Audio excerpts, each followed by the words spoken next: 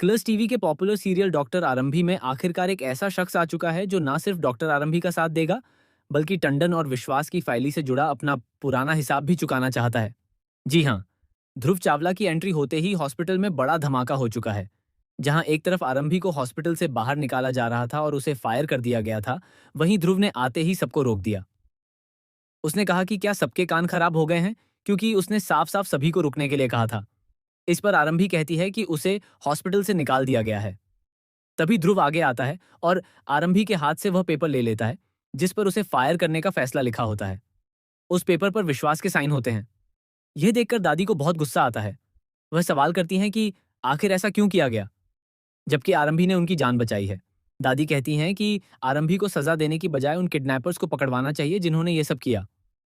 लेकिन यहाँ उल्टा आरंभी को ही हॉस्पिटल से बाहर निकाला जा रहा है, जबकि उसी ने सबकी जान बचाई और सब कुछ संभाला।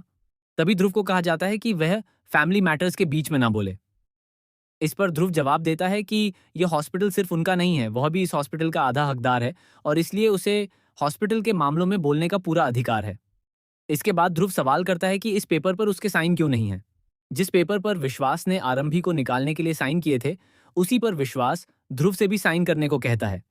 लेकिन ध्रुव कहता है कि उसके पास पेन नहीं है और अगले ही पल वह पेपर फाड़ देता है।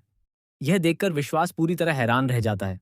विश्वास को बहुत गुस्सा आता है कि आखिर ध्रुव आरंभी को हॉस्पिटल में क्यों रखना चाहता है और उसे यहां से जाने क्यों नहीं दे रहा।